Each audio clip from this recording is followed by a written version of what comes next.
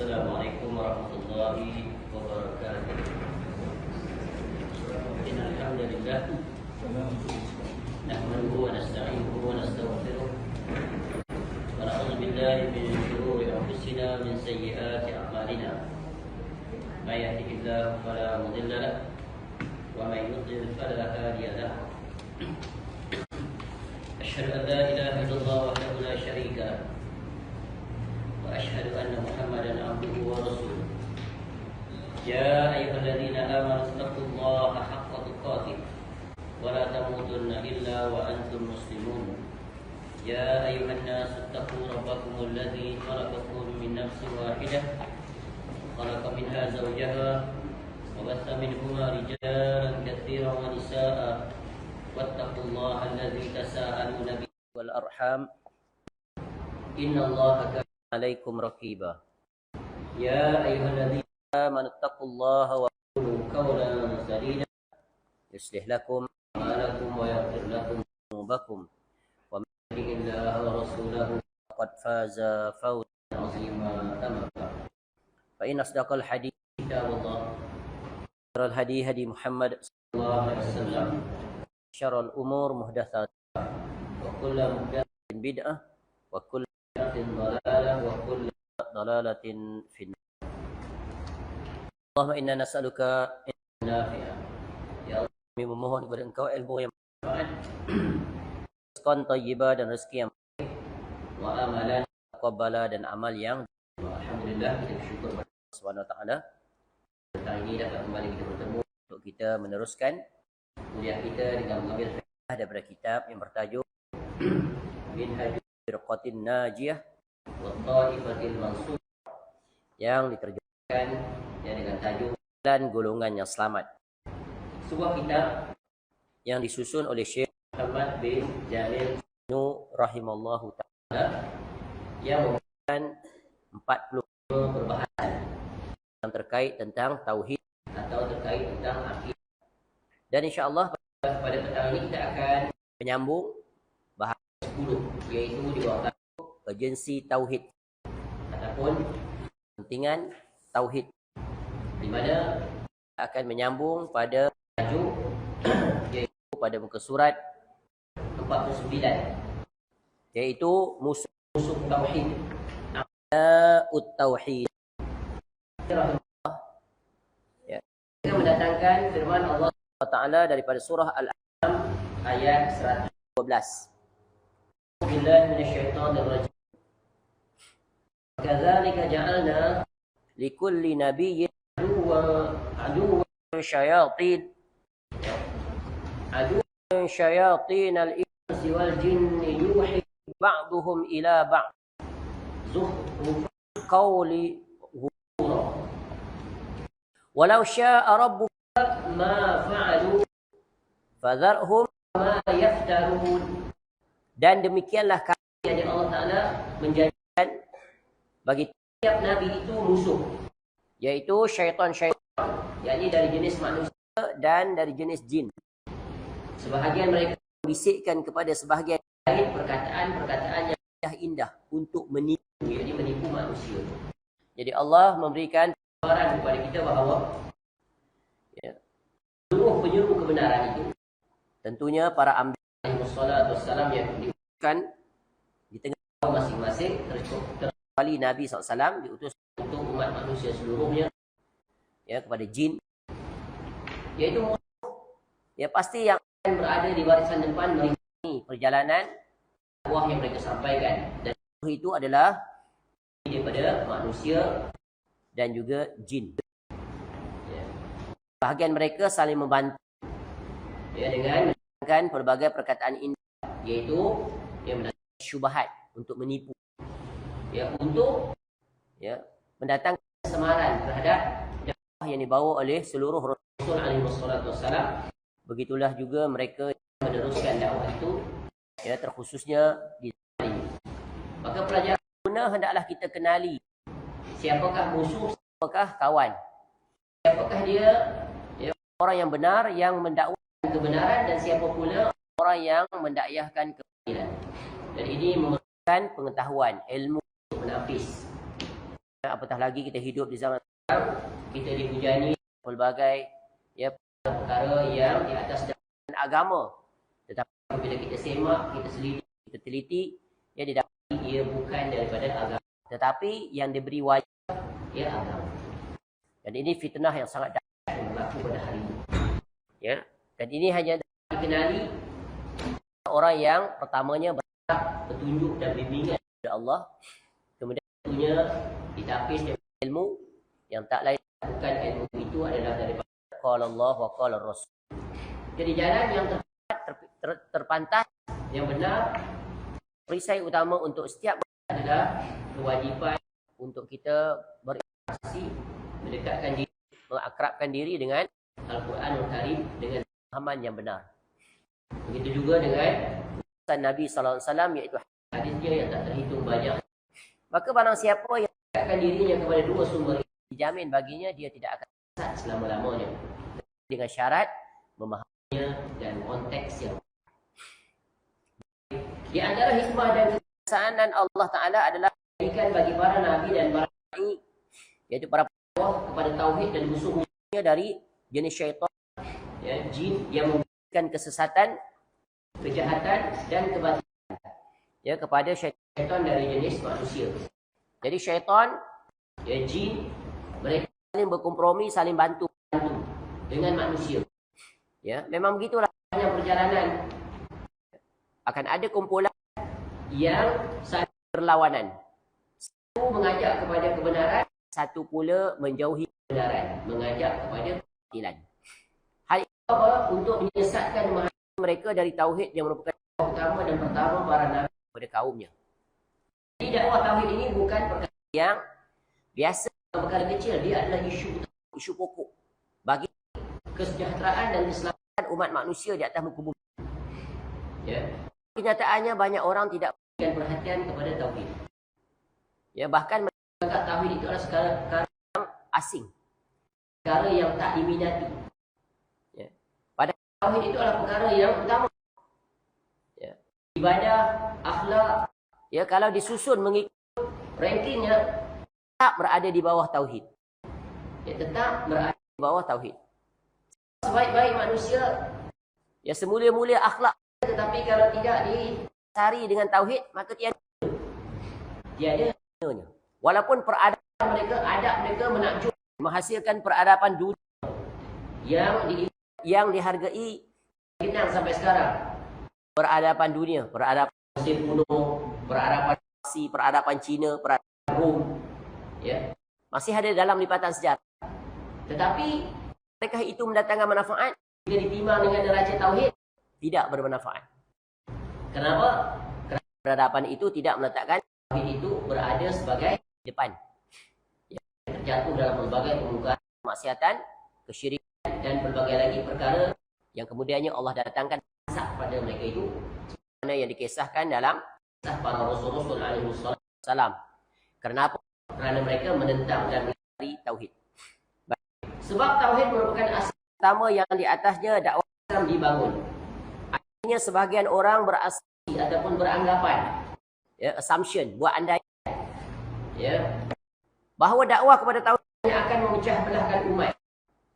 Yang mereka mengatakan orang yang mengajak kepada tauhid menjelaskan tentang syirik dan hal-hal yang terkait itu sebagai pemecah belah masyarakat. Dan orang-orang yang mengajak kepada tauhid meninggalkan syirik, mereka menganggap, ya, orang-orang ini datang untuk mendatangkan ataupun menjatuhkan hukuman. Tak ada kerja lain. Sikit-sikit syirik, sikit syirik, sikit tauhid. Itu bahasa ni. Ya, tak ada kerja lain lah tu. Nak mensyirikkan, nak mengkafirkan. Ya, padahal apa yang disampaikan memberikan peringatan, menjelaskan bahawa ini adalah tauhid wajib kita tegakkan di dalam diri kita. Kerana syarat mendapatkan keselamatan, syarat untuk mendapatkan pengampunan adalah tauhid. Sebesar apa pun seseorang itu di sisi Allah, ya, namun apabila masih memiliki syarat yang paling utama, iaitu tauhid kepada Allah, maka dia tetap dapat pengampunan dan sejahat apa pun. Dia berzina, meninggalkan solat, tapi tauhid itu masih ada padanya. Dia tetap mengakui, akur bahawa Rabbnya adalah Allah Ta'ala. Ya, dia tidak mengadakan sekutu baginya walaupun sazarrah. Dengan itu dia tetap mendapat, ya, ataupun diberikan pengharapan Allah untuk dapat pengampunan. Jadi kalau ada orang mengatakan bahawa dakwah tauhid ini memecah masyarakat, memang dari satu sisi yang tidak mereka faham sisi. Apa sisi yang benar? Yaitu memecah belahkan di antara kelompok yang hak dan yang batil. Itu tauhid. Dia datang pasti akan berlaku pemisahan. Betul? Ya. Kelompok tauhid berada di sini, kelompok syirik berada di sini. Dia boleh bersatu dan berkomunikasi selama-lamanya, abadan dan selama-lamanya. Ya. Tu. Ya, padahal justru sebaliknya tauhid akan mempersatukan umat. Sungguh namanya saja tauhid. Apa maksud tauhid? Wahada yuwahdu tauhidan. Jadikan sesuatu itu satu. Tapi tauhid itu di atas apa? Di atas dasar agama. Di atas dasar Al-Quran. Di atas dasarnya adalah as-sunnah. Dia tidak akan boleh bersatu kalau diganti dua sumber. Menggunakan kalam para ulama, menggunakan deklarasi, piagam, organisasi, kelompok tertentu, warna tertentu, partai tertentu, itu bukan ya, satu. Itu makin apa? Belah, betul kan? Bayangkan, kalau di atas muka bumi, atas nama Islam ada 100 organisasi, semuanya kata berdasarkan Islam. Bersatu ke? Pecah. Masing-masing ada ketua. Each of ada leader dia. Setiap leader itu akan ditaati. Maka bagaimana akan berlaku persatuan?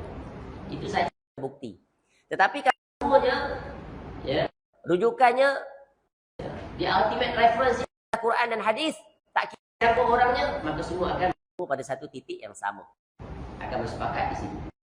Adapun orang-orang musyrik yang mengakui tauhid rububiyah dan bahawa Allah mencipta mereka meninggalkan tauhid uluhiyah dalam berdoa kepada Allah semata. Dengan tidak mau meninggalkan berdoa kepada wali mereka. Ya. Kepada Rasulullah SAW yang mereka mengesahkan Allah Ta'ala dalam ibadah dan doa. Mereka berkata, Aja'alal alih ilaha wahida inna hadha la syai'un ujab. Apakah dia menjadikan Tuhan-Tuhan itu ya Tuhan yang satu saja? Sesungguhnya ini benar-benar satu hal yang sangat menghairankan. Surah Sad ayat 5. Jadi ini adalah realiti yang dihadapi oleh Nabi SAW khususnya ketika mana datang untuk mendeklarasikan ya, iaitu bahawa ya, tiada yang berhak diibadahi dengan benar melainkan Allah. Ucapan yang sangat mudah, yang sangat ringkas, immediately difahami, ditangkap oleh orang-orang yang mendengar seruan itu. Sama ada orang kafir musyrikin itu orang yang bijak, orang pandai, orang bandar, maupun orang-orang Arab Badui yang berada di pedalaman ya, yang tak educated. Seruan ini semua faham. Sebab itu Allah Ta'ala perintahkan seruan yang paling utama adalah fa'lam annahu la ilaha illallah. Maka hendaklah kamu ketahui tiada ilah yang berhak diibadahi dengan benar melainkan Allah. Bila Allah menyatakan dalam Al-Quran tentang penyembahan, Allah akan gunakan terminologi iaitu al-ilah. Bila Allah nak menyatakan tentang dia ini adalah dari sisi perbuatannya, penciptaannya, maka Allah akan sebut Rabb. Dua-duanya adalah menunjuk perkara yang satu, iaitu Allah Ta'ala. Dalam Quran kita jumpa terminologi Rabb, Alhamdulillahi Rabbil Alamin. Itu refer kepada apa? Tauhid Ar-Rububiyah. Dah belajar kan? Kewajipan kita beriman iaitu mentauhidkan Allah dari tiga sisi. Yang pertama, mentauhidkan Allah dari sisi Ar-Rububiyah. Apa makna Ar-Rububiyah? Iaitu mengesahkan Allah dalam segala perbuatan Allah. Apa saja yang berlaku, maka semuanya adalah daripada Allah. Allah lah pelakunya. Fa'il. Dari sisi apa? Pelakunya Allah. Ya, Allah Maha berbuat. Fa'alul lima yurid.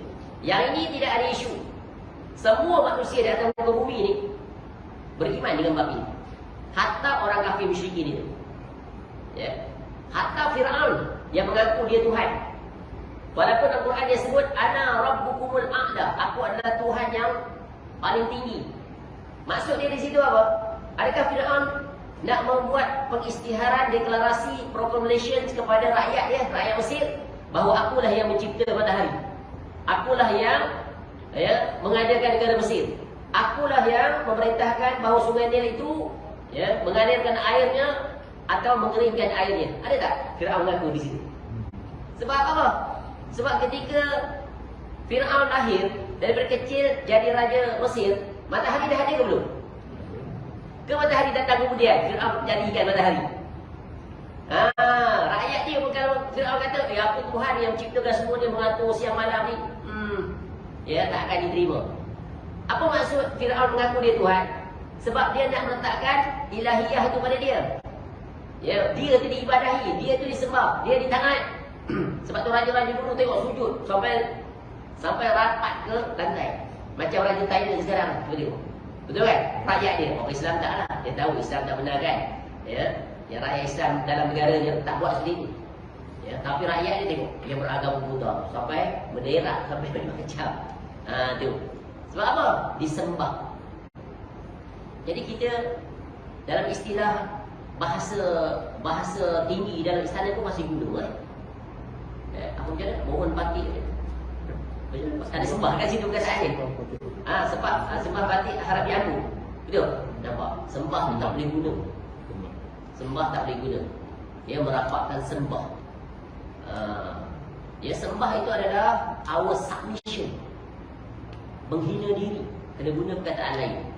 Kena revise balik terminologi yang digunakan.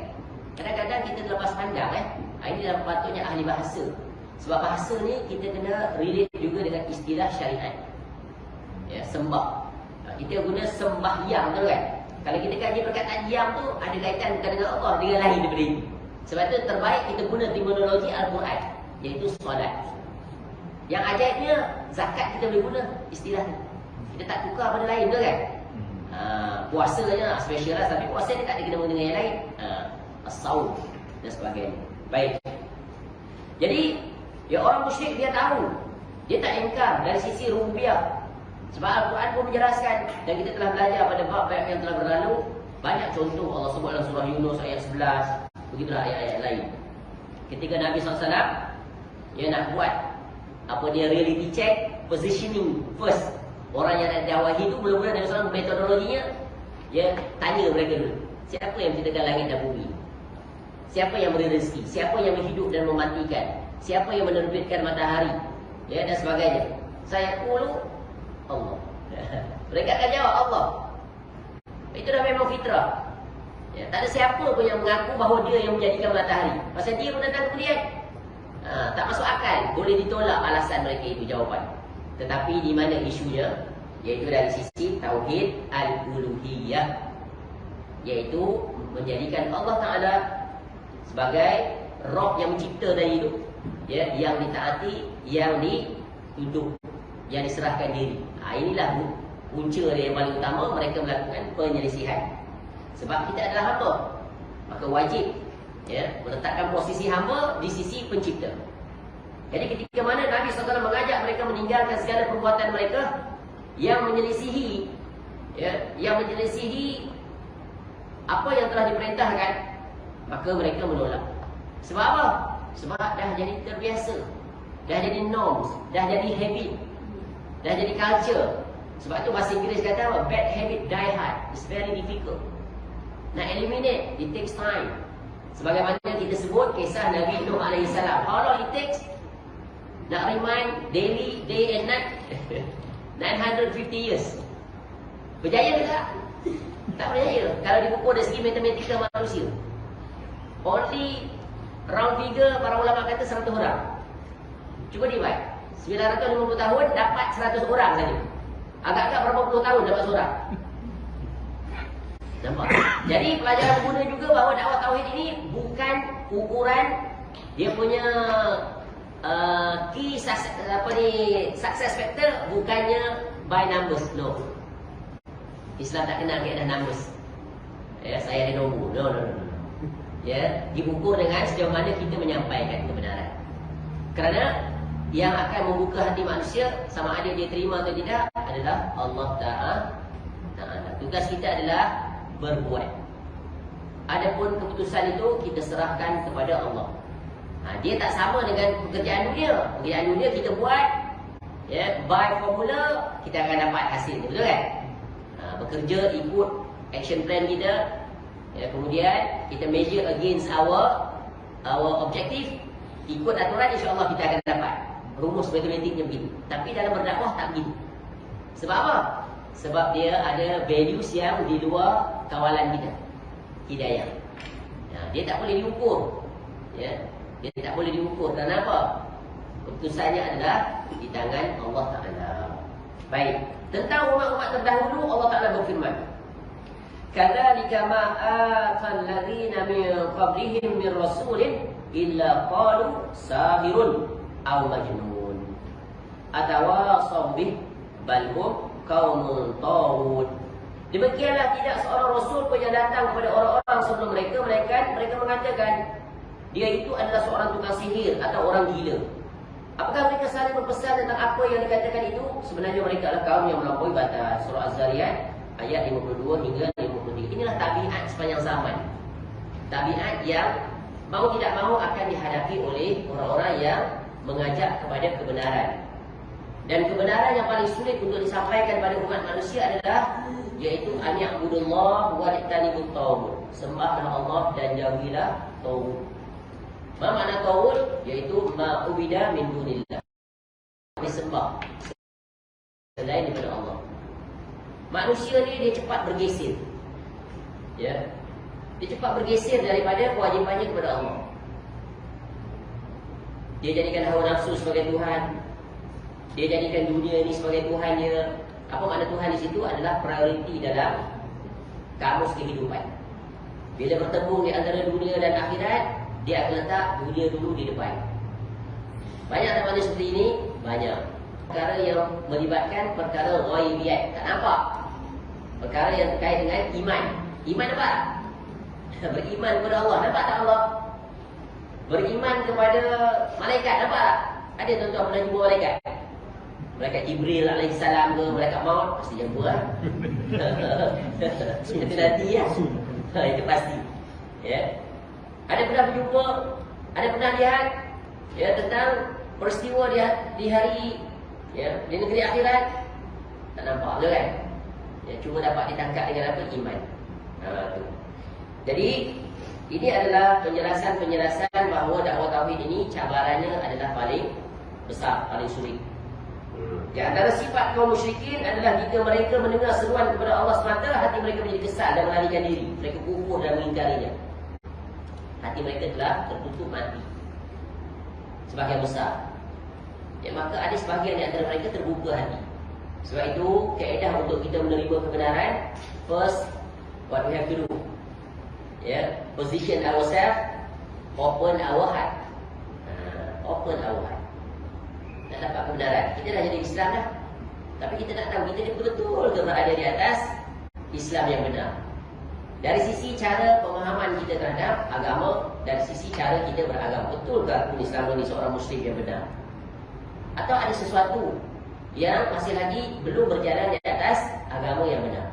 Kalau kita berfikir seperti itu, insya-Allah kita akan dapat kebenaran.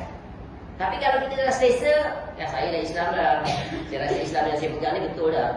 Walaupun ada khabar-khabar yang datang kepada kita, ya, menjelaskan sesuatu yang kita rasa tak sama dengan apa yang kita pegang.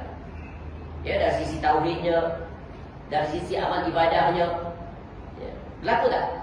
Kadang-kadang Allah datangkan peringatan dalam bentuk itu. Ada perbuatan kita tiba-tiba ada orang tegur.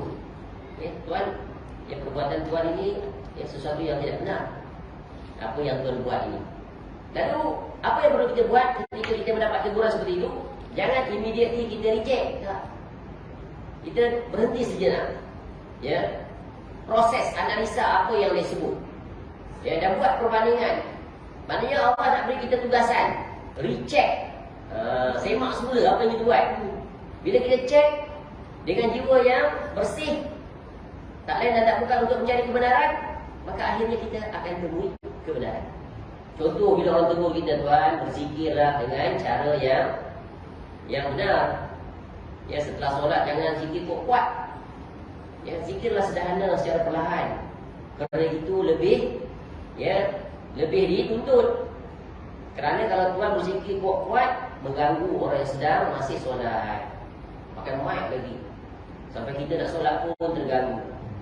Ya, kita tegur imam ini. Jadi kalau dia seorang yang memiliki jiwa yang bersih, pencari kebenaran, orang yang memiliki sensitiviti yang tinggi terhadap apa yang dia buat, khawatir dia buat ini benar atau tidak, pasti dia akan berhenti sejenak.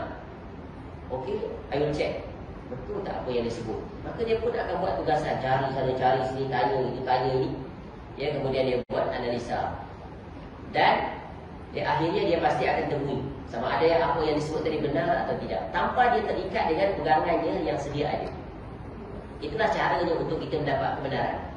Tapi kalau pada step yang pertama kita telah tutup, we close our heart, we close our mind, we close our eyes, we close our ears, forever, gelap masa depan, tak akan berubah. Itu kaedah yang agama ajar. Ya, agama ajar kita, ya, hendaklah kita berfikir, hendaklah kita evaluate apa yang kita buat ini. Bagaimana nak evaluate? Kita benchmark dengan perintah Allah dan perintah Rasul, iaitu Quran dan hadis. Semua orang mampu melakukannya. Jangan beralasan saya orang awam, ya saya jahil, saya tak banyak ilmu, saya ikut saja apa yang tuan guru ustaz sebut. Itu bukan sifat seorang mukmin yang benar. Islam melarang kita mengikut membuta tuli. Apa jadi kalau ikut membuta tuli?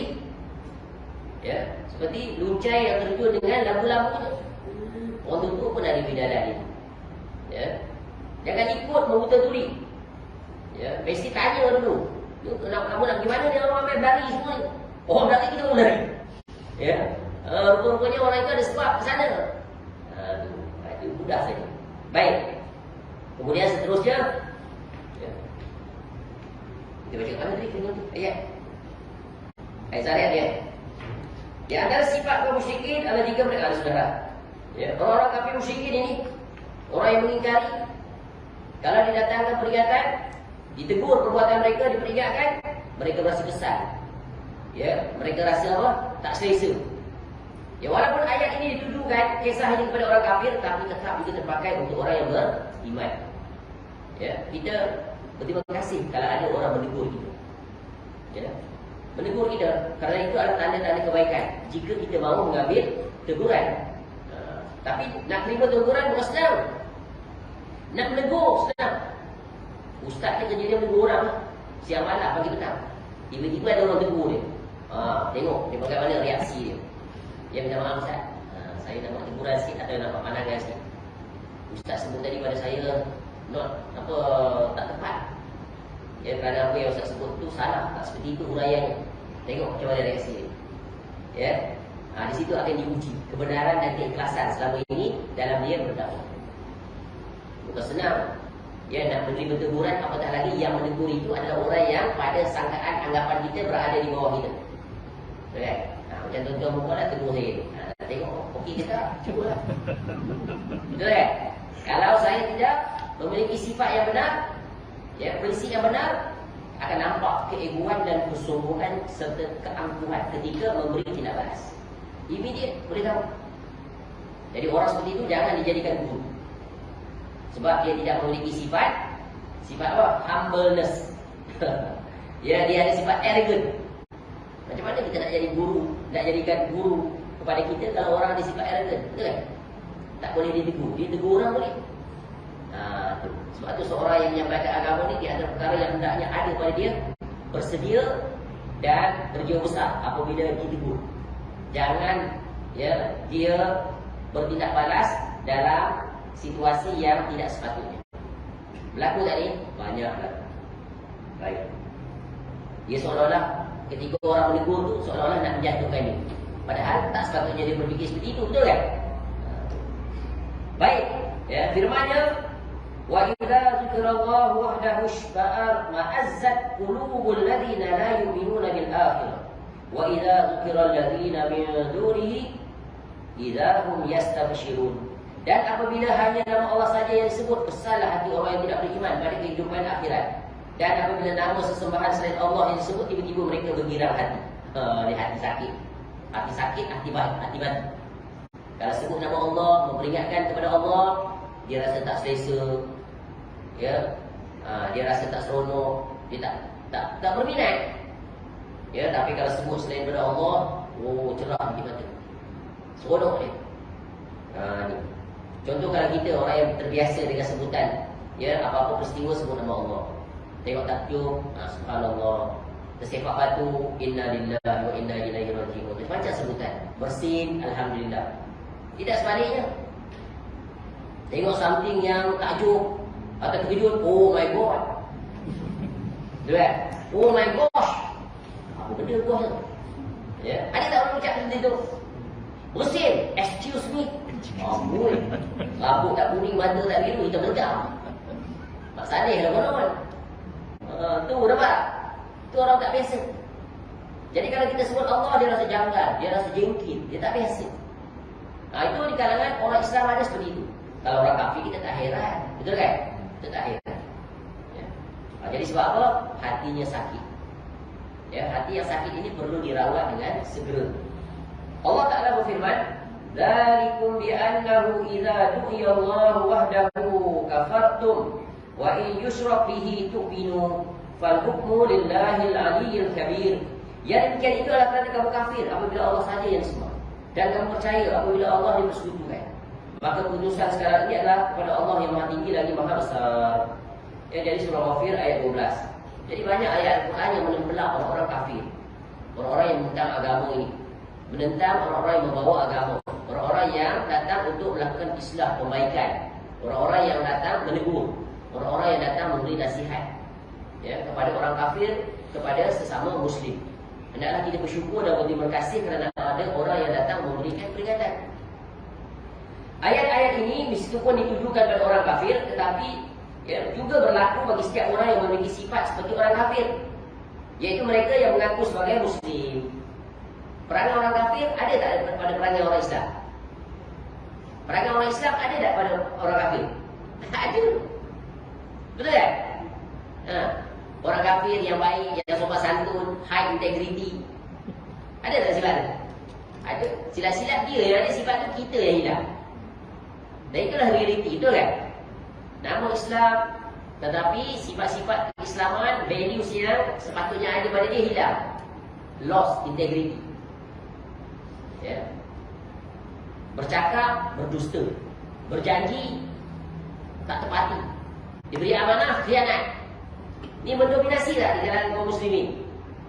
Terutamanya orang-orang yang diberikan kepercayaan untuk ya, mengurus tadbir. Daripada serendah-rendah tempat sampai setinggi-tinggi tempat. Ini kalau semua begini nampak pemerintah dia tu selamat dah. Tak, dia sama pun dengan demo. Nampak? Ya, berada di posisi dalam sebuah syarikat, dia guna positionnya untuk penyalahgunaan kuasa. Boleh laku tak? Pegang bahagian purchasing. Oi, itu lumut duit tu. Nampak tak? Tender datang. Okey. Anda tengok macam mana? Bagi syarat je. Ya. Nanti ya. Ni not recorded. 10%. Boleh saja. Pegang bahagian HR. Kamu datang offer training, betul kan? Apa lagi? Banyaknya. Sebab apa jadi begitu? Sebab hilang sifat takut kepada Allah. Ya. Sebab apa? Kena penyakit hubud dunia. Tak banyak lagi perkara yang tak sepatutnya. Ya, jadi kita sebagai seorang Muslim yang faham tentang ya, perkara ini, merasa sangat malu. Sangat malu kepada orang-orang kafir.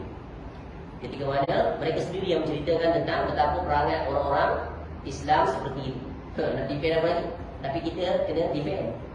Ya, Islam berlepas diri daripada apa yang mereka perbuat. You have to know the difference between orang Islam dan Islam. Ya. Orang Islam belum tentu dia mempraktikkan Islam. Tapi Islam tentu memerintahkan untuk mempraktikkan Islam. Ada beza kan? Ada beza. Ya. Boleh tak kita salahkan Islam disebabkan oleh perbuatan orang Islam? Quran tak betul lah, tak boleh pakai Quran ni. Quran ni menggalakkan teroris dan sebagainya. Salah faham dia. Salah pemahaman, salah penerapan. Quran tu betul. Itu contoh. Ya. Sebab apa? Islam itu adalah milik Allah. Jadi ayat ini walau dituju pada orang kafir, tapi tetap terpakai untuk ya, umat Islam. Sebab itu dalam kitab tafsir, ketika kita memahami ayat-ayat Al-Quran ini, ada satu kaedah yang para ulama rumus, al-ibratu bi umubil lafzi la bi khususis sabab. Pengajaran itu diambil bukan sebabnya yang khusus, tapi pengajaran itu diambil daripada lafaznya yang umum itu. Walaupun kes itu kes A, tapi pelajarannya untuk keseluruhan. Sebab situasi itu boleh berlaku kepada orang lain. Baik.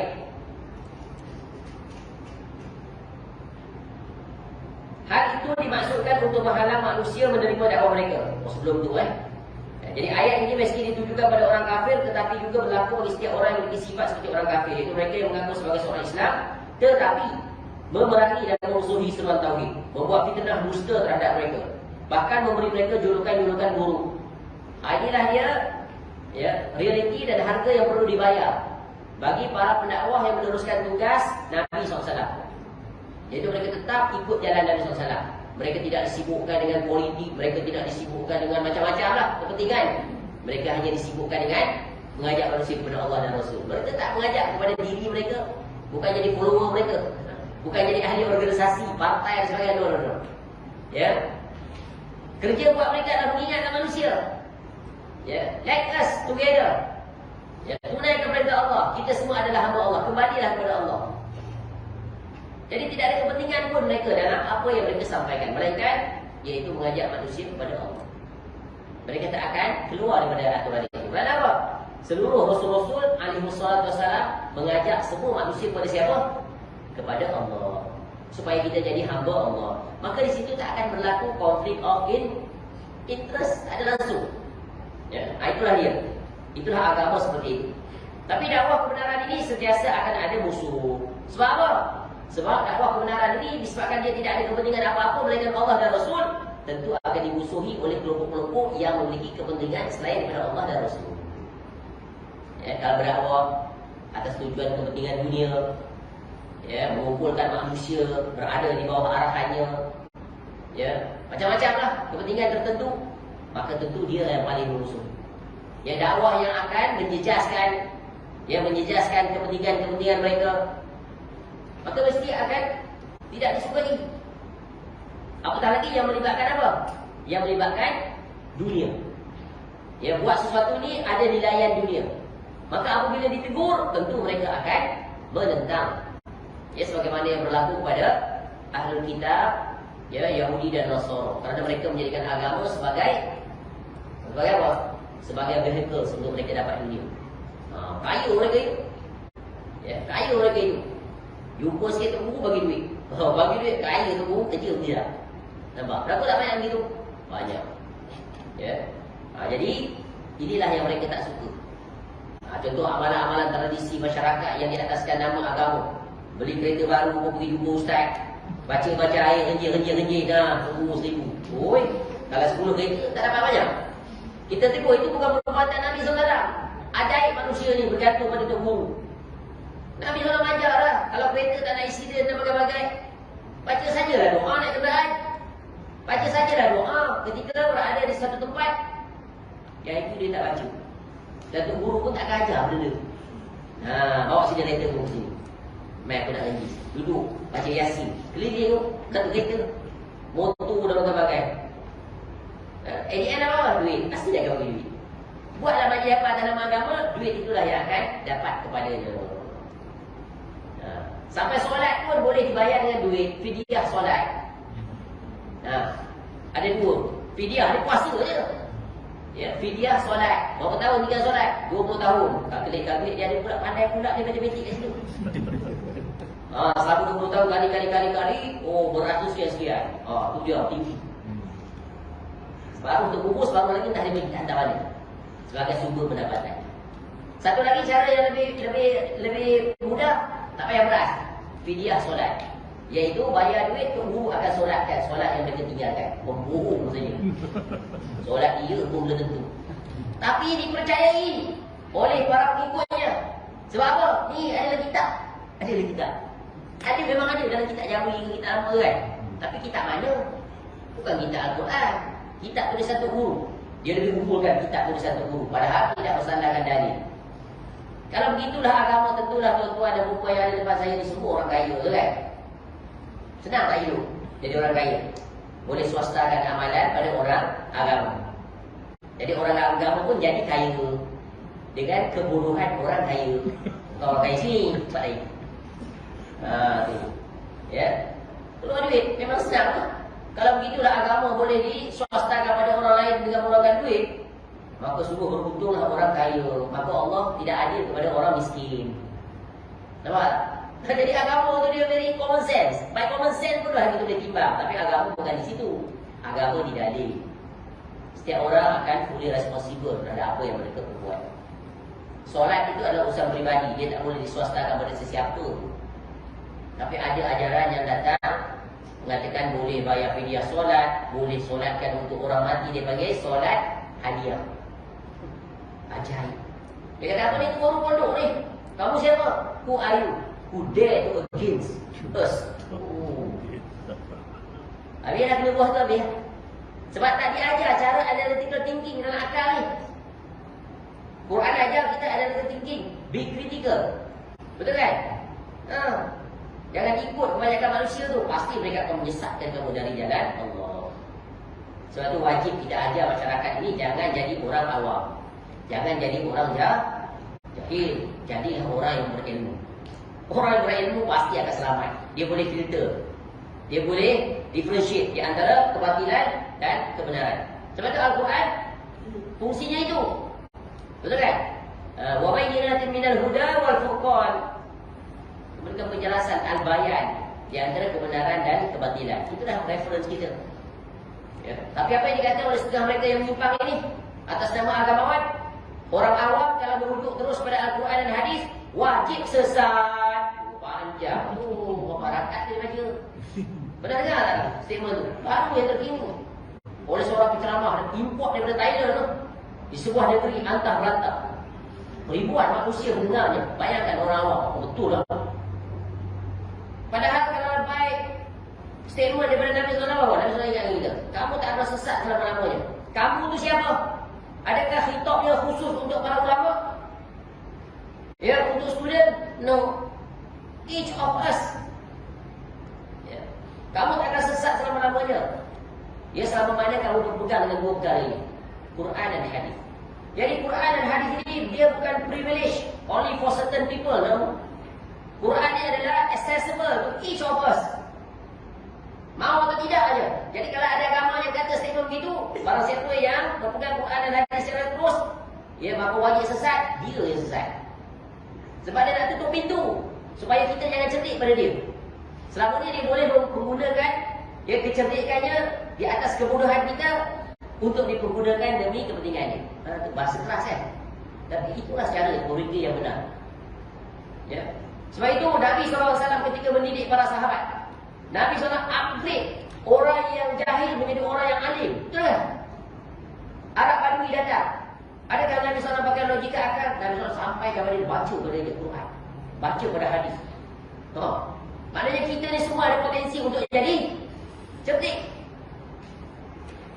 Tapi sebab sistem itu mengajar, agama ni serahkan kepada para agamawan, dunia kepada kita. No. Ini bukan prinsip Kristian. Kristian dia kata apa? Berikan kerajaan pemerintahan pada kaisar, agama kepada padri. No, there is no separations. No personality conflict, no dual personality. Iaitu in one. Agama, akhirat, satu dalam satu. Semua kita ini adalah dia bertanggungjawab terhadap agama. Dan Allah bagi kita kemampuan. Dengan syarat apa? Dengan syarat ada kemahuan. Kalau ada kemahuan, tengok apa bukti orang-orang kafir itu masuk Islam dengan kesungguhannya jadi pendakwah, betul kan? Jadi ulama. Yang ramai orang masuk Islam pula di tangannya. Apa bukti? Para sahabat Nabi SAW asalnya Islam ke kafir? Ke kafir. Tapi menjadi orang yang hebat. Dia uplifted oleh Nabi SAW. Ya.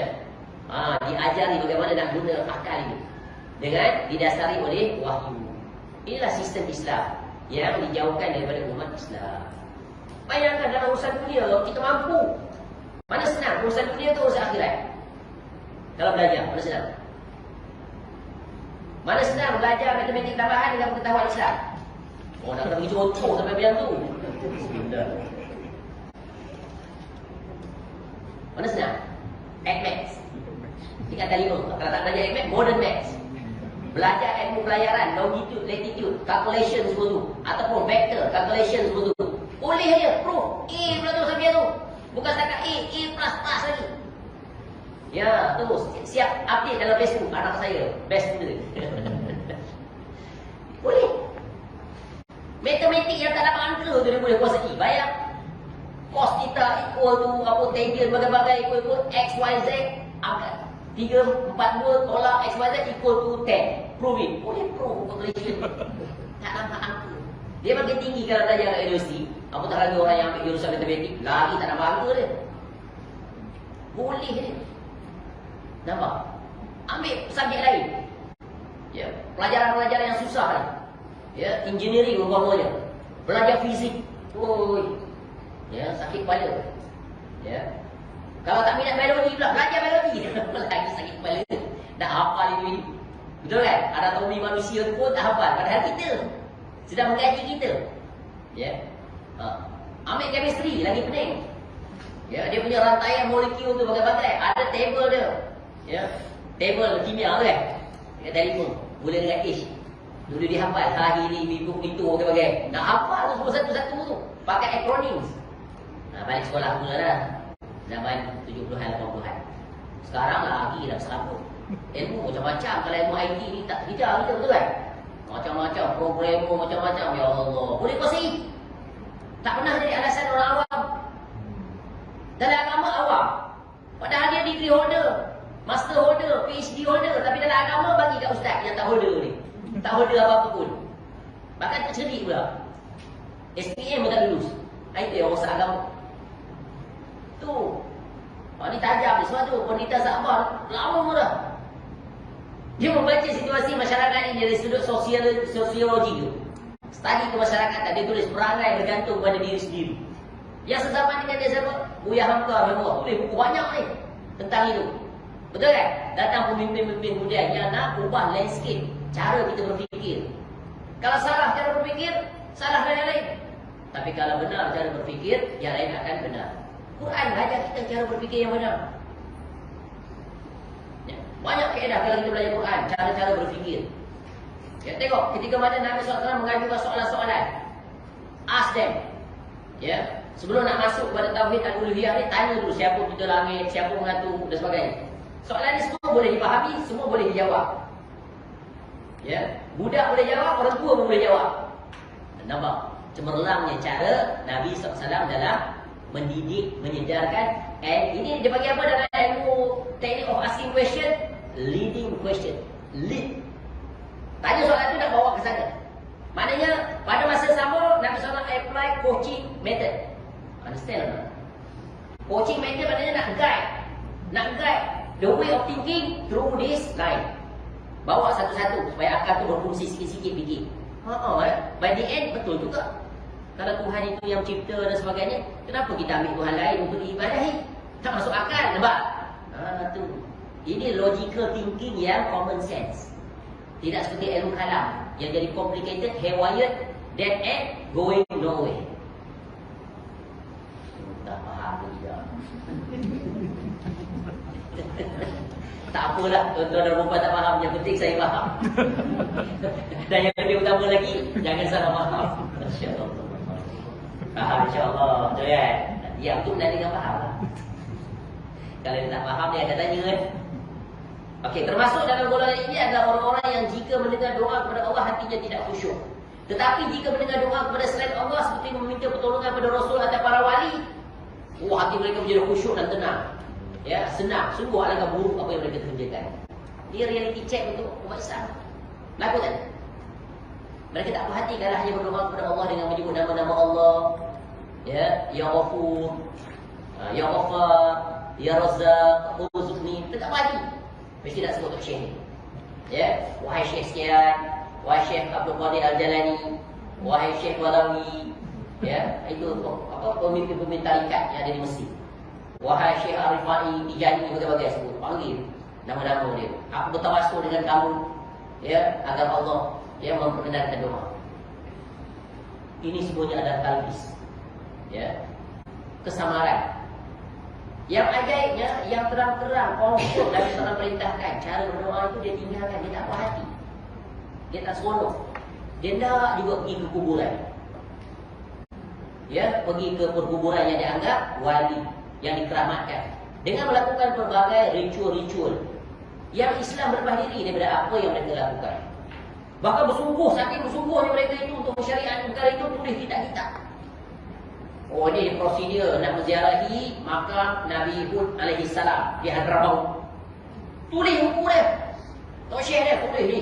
Satu-satu ni ada aturan dia, mandi dan sebagainya, kena pergi kubur ni dulu dan sebagainya. Itu dipaparkan dalam kitab-kitab mereka. Bahkan mereka itu menganggap syariat. Bayang. Dekat dengan kita ni, kalau pergi Indonesia, ada kuburan-kuburan Wali Songo. Ya. Siap, di setengah tempat barangkali Indonesia pun ada buat package wisata religi, menziarahi wali-wali. Habis ribuan duit. Bawa ke sana oleh teko-teko yang disitulah sumber pendapatan dia. Dia guna agama tu tu. Nah. Mula-mula pergi mana dulu? Wajib pergi dulu ke kubur Sunan Ampel di Surabaya, di perkampungan Arab. Pernah lihat? Gak ada pernah buat. Tak ngaku pun. Berbondong-bondong manusia 24 hours non-stop. Hidup masjid dia ada kuburan.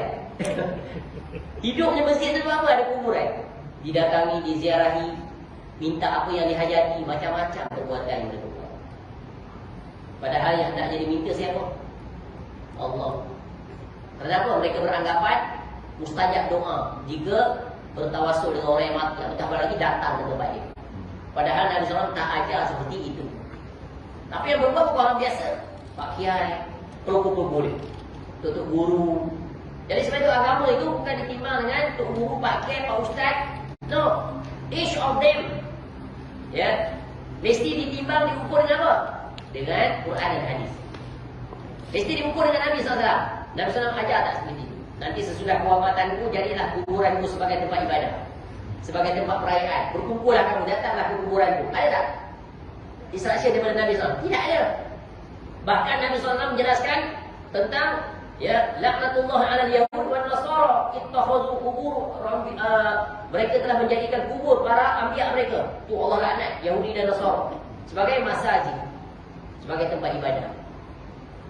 Tempat ibadah ke mana ya? Pergi buat ritual-ritual ibadah. Bahkan ada di antara mereka yang solat di kuburan, sujud menghadap ke kuburan. Tengok ada itu dia banyak. Tok Guru dia bukan orang jalan-jalan, bukan macam saya pakai ni. Dia tak masuk kelas senarai. Dia jubah pun tak pakai seluar selek je. Tok Syekh apa punya ni?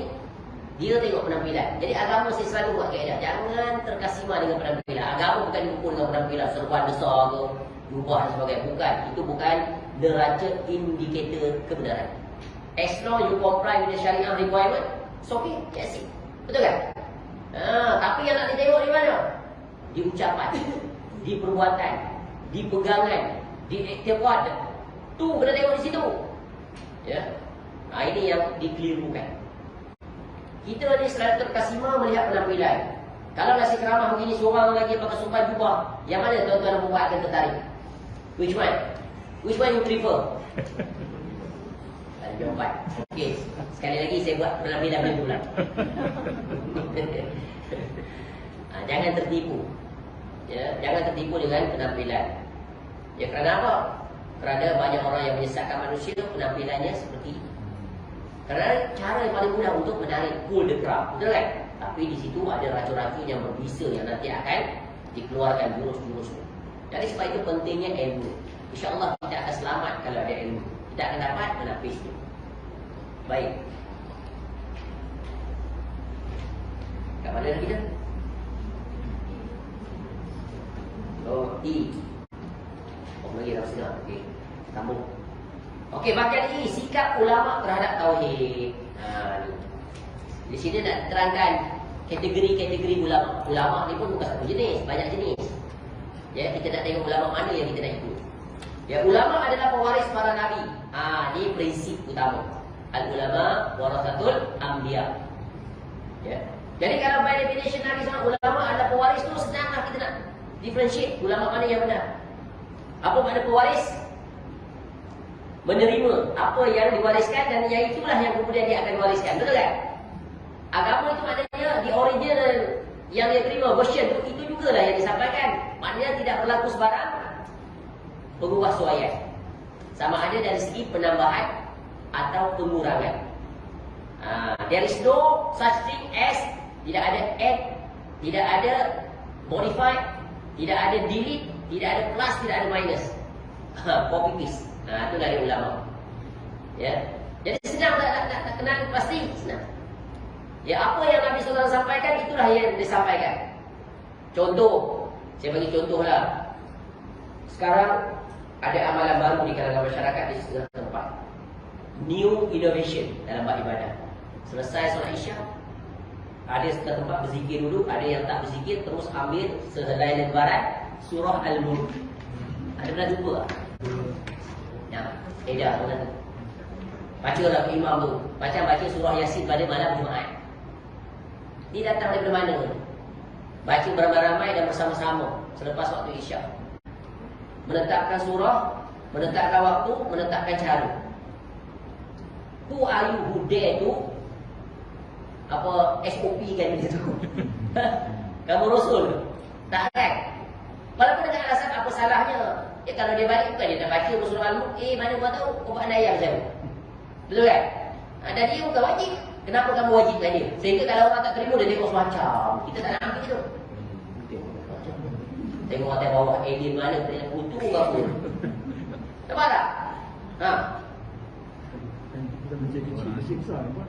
Dia sebab tu Daniel, dia bukan masjid. Masjid besar betul kan? Authorized lagi.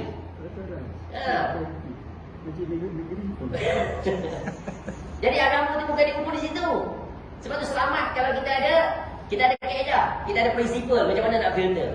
Oh, ini tak dibuat oleh Nabi SAW. Para sahabat pun tak buat, para ulama mazhab Syafi'i tak buat. Kau mana ni datang daripada hawa nafsu.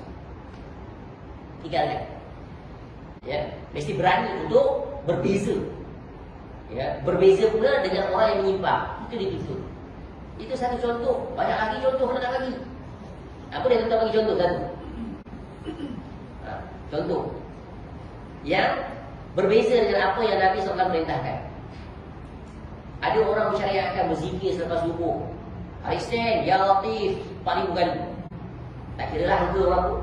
Esok pula Ya Razak, esok pula Ya Bari, esok pula Ya Wahhab. Ada Ya Wahhab, dia jadi Wahabi pula. Tak mahu dia itu. Padahal Al-Wahhab nama Allah yang maha memberi. Al-Fatah dan sebagainya. Siapa ajar dia menetapkan sesuatu untuk zikir pada lepas subuh, padahal lepas subuh bukan baca yang itu. Ataupun berzikir La ilaha illallah 100 kali selepas setiap solat. Mana datang? Yang Nabi SAW gezetkan La ilaha illallah itu penuh, iaitu 10 kali atau 100 kali lepas subuh. Betul kan? La ilaha illallah bukan takat tu je, bertiga yang panjang. La ilaha illallah wahdahu la syarika lahu, lahul mulku wa lahul hamdu, yuhyi wa yumiitu wa huwa ala kulli syai'in qadir. Baca ini. Lepas subuh 10 kali, lepas maghrib 10 kali. Tengok Nabi spesifik tu. Ya. Ada waktu tertentu Nabi SAW spesifikkan bacaan itu di situ. Maka kita ikut sajalah. Yang itu dia tinggal. Dia tak buat. Dia reka pula gadget. La ilaha illallah, la ilaha illallah, la ilaha illallah. Dan dia ingat itu zikir nombor 1. Ya, zikir paling afdal. Yang Nabi SAW perintah tak afdal. Untuk guru dia lagi afdal pada Nabi SAW. Ini senang tak ni? Nak menghilangkan kesabaran ini sulit.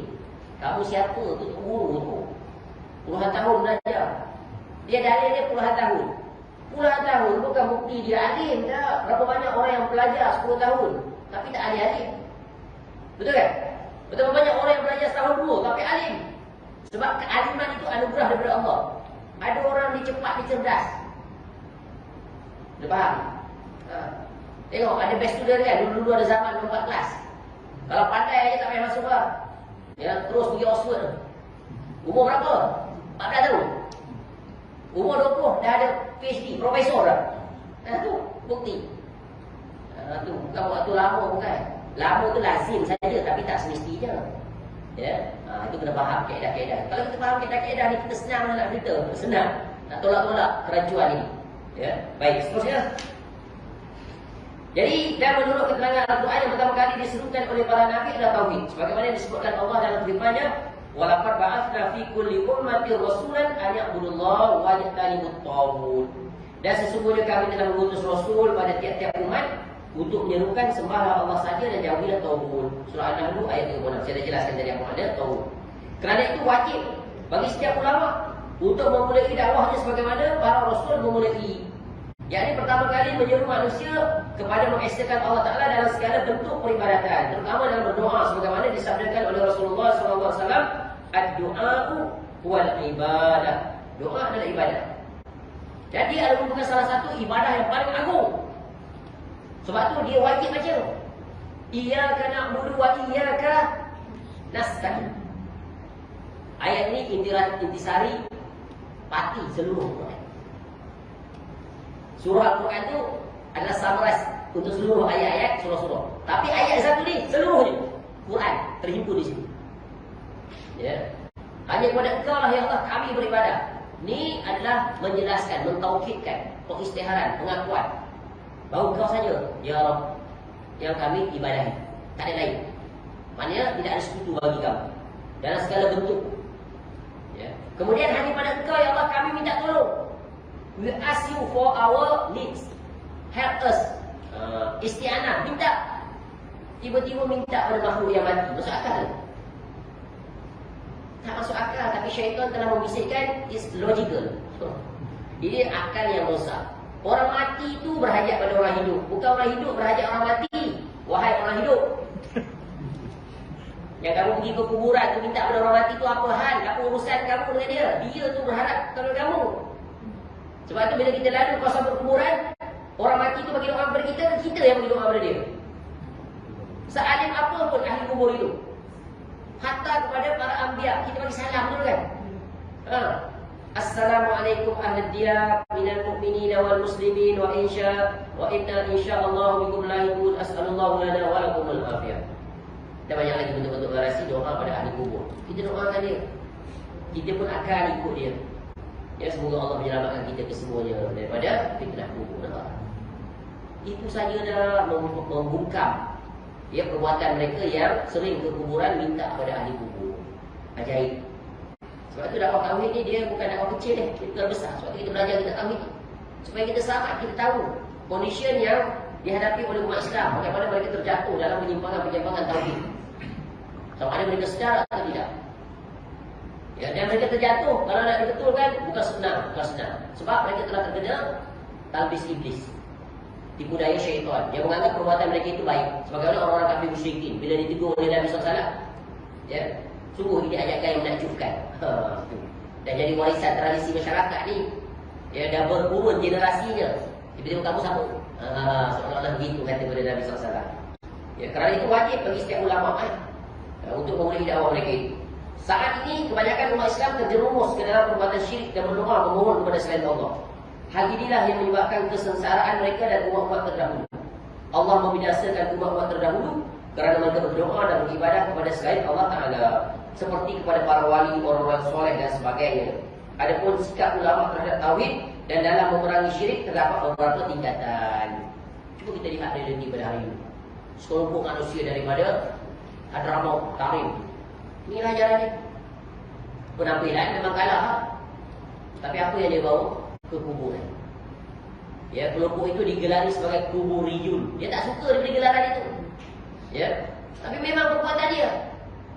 Ya, dia mentakzimkan kuburan-kuburan. Di Malaysia ni banyak kubur-kubur yang digali semula. Maknanya bukan gali kekali itu tak, yang dibersihkan dan tak lama lagi datanglah penziarah. Sila-sila kubur mak kilau pun tinggal lihat ramai penziarah datang. Tak percaya tengok je. Nampak? Yang anggap wali, yang anggap keramat, besar jasa, mula datang berbondong-bondong. Duduk situ buat malam-malam berkecul. Ya. Dekat Gunung Jerai tu orang lagi. Naik atas tu buat apa? Dengan ritual-ritual tertentu. Nak naik atas tu mandi dulu, ada perigi di situ. Tak nampak ke? Dulu kita nampak di mana? Di Pulau Besar. Di Melaka tu apa nama? Pulau Besar. Tu yang Singapura tu apa? Habib Pulau apa tu? Habib Pulau kan? Tengok berapa besar bangunan di atas kuburan itu. Ingat masjid? Rupanya bukan. Ya Allah. Kalau kita tengok kuburan-kuburan itu di bidaan-bidaan yang besar, seumpama masjid dan sebagainya, sah itu kelompok yang menyimpang. Ingat ya. Cuba lihat kuburan para sahabat Nabi SAW di kuburan Baqi'. John pernah pergi? Dah lah ni. Tak pernah pergi pun. Tengok dalam YouTube banyak. Bagaimana karakter kuburan Baqi'? Kuburan Ma'lah. Sesimpel-simpelnya di atas bumi. Cuba tuan-tuan fikirlah secara logik juga. Agama bukan logik, tapi logik tu bila dia mufakat tu kena guna tu, betul kan?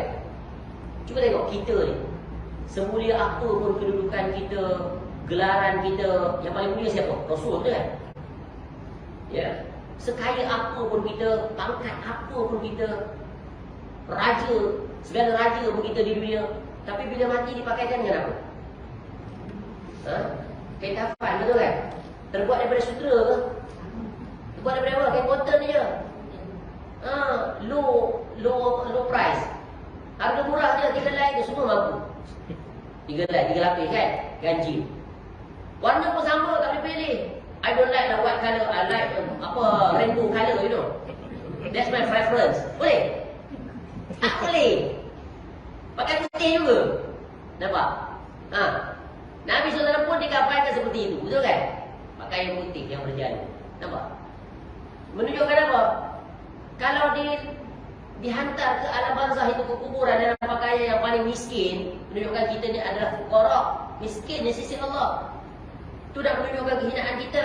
Now you already return to your creator, Allah Ta'ala, untuk mengisahkan kita. Nampak? Tiba-tiba kuburan dia buat macam istana. Masuk akal? Mana lebih dia berhajat? Kain kafan tadi yang indah ke kuburan tu dibina seindah-indah seperti apa yang kita lihat di segala tempat? Mana yang lebih urgent? Mana yang lebih prioriti sepatutnya? Tentulah pakaian, betul kan? Nak hantar dalam kubur makan dia duduk cantik, betul kan? Tapi ini tidak, kuburan tu dia berhajat pada kuburan tu buat yang cantik, buat seperti masjid dan sebagainya. No need. Tak dapat manfaat pun.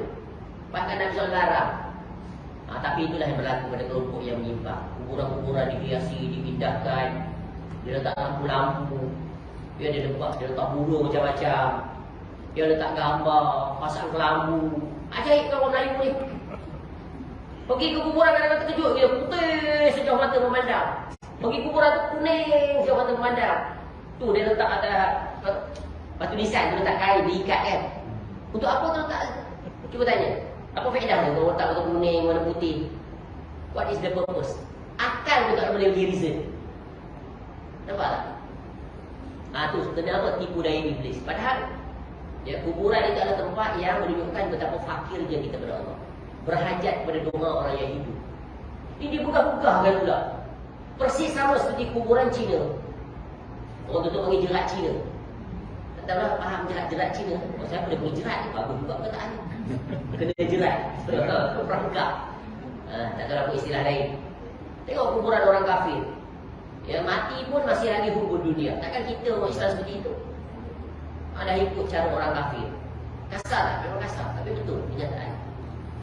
Kalau pergi ke Turki, Masya Allah kuburan dia. Terkejut kita tengok. Ya, lemping-lemping batu besar-besar tu kan. Ya Allah, kubur apa ni? Ya. Teringat kubur tu, teringat kubur orang Kristian. Lemping-lemping yang besar-besar tu kan. Contohnya sederhana lah, Islam suruh seperti itu. Mana menyimpang? Kalau kita nak buat pembetulan senang tak? Nak buat correction daripada ni? Sulit. Sebab tu guru tu Syekh yang buat. Kemudian dia letakkan pula istimewa di kuburan ni, wali ni, tempat mustajab doa bagai-bagai. Ya, aku mimpi jumpa Syekh ni sekian-sekian. Tapi ya, dalil dia mimpi. Tinggalkanlah kelompok itu. Ya, kembali daripada kelompok yang mengajar kepada membesarkan Allah dan Rasul, iaitu akrabkan diri dengan Quran dan hadis. InsyaAllah. Sebab dia amin ya. Ya. Jadi kita berhenti di sini. Mudah-mudahan bermanfaat. Boleh faham tuan-tuan membuat? Ada sesuatu yang rasa macam tak selesa apa yang saya sebut barangkali? Ya. Atau ada persoalan? Ada soalan tak?